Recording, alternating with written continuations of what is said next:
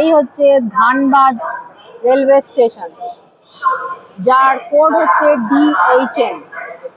এটি ধানবাদ হচ্ছে আমাদের পশ্চিমবঙ্গ এবং ঝাড়খণ্ডের সীমান্তে অবস্থিত।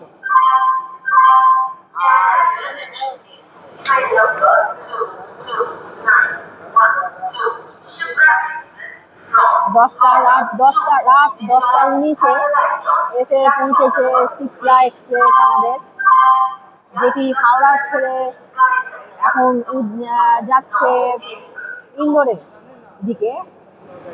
আজ সন্ধ্যে 5:45-এ ছেড়েছে শিপ্রা এক্সপ্রেস, আর এখন 10টা 20 এখন এসে পৌঁছেছে ধানবাদ রেলওয়ে স্টেশন। এই হচ্ছে ধানবাদ রেলওয়ে স্টেশন।